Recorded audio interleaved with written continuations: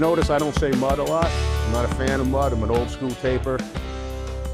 We kind of stay away from mud.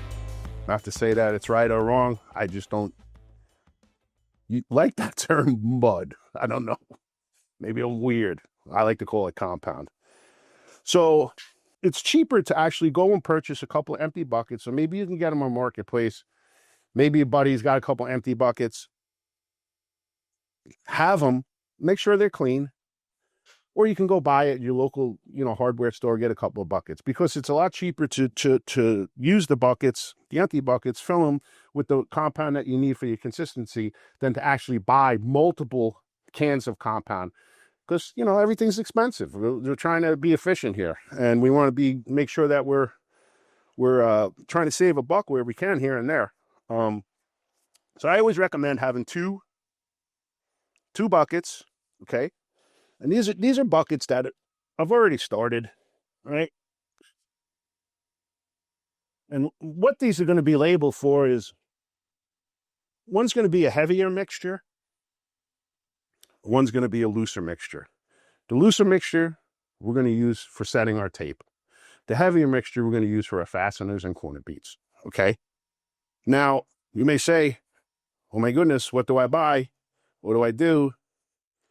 For this application, because you're doing this for the first time, I think that any compound that you pick up in your local store is going to be efficient. So I just want to I have a fresh bucket here. I just want to show you, if it's your first time, how you open these. It's pretty simple. You just give it a pop with your knife. If you use a razor knife or anything, and then you're going to pull this tab. You see this tab? What I'd like to do is I wrap it around my hand, and then I pull it, give it a couple of yanks, and that tab's going to come right off. That's going to allow us to open up the compound bucket. It takes a little bit of pressure to get it off. Some of these compounds shrink more than others, right? I don't want to start getting into the heavy details as to why some do and some don't.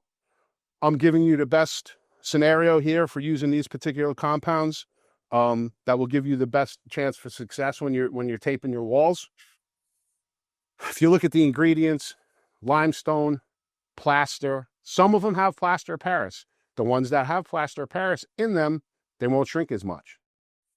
So you don't have to do due diligence and do major amount of homework, but you should at least understand the product that you're using. Look at the ingredients if you're curious. It's all right there.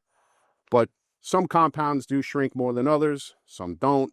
Again, like I said in the very beginning, there's different types. There's easy sand. There's all different types of compounds. So it's my job to show you what compounds are going to work the best for what we need to do. We don't need to get into all of the different types and whatnot, but if that makes sense.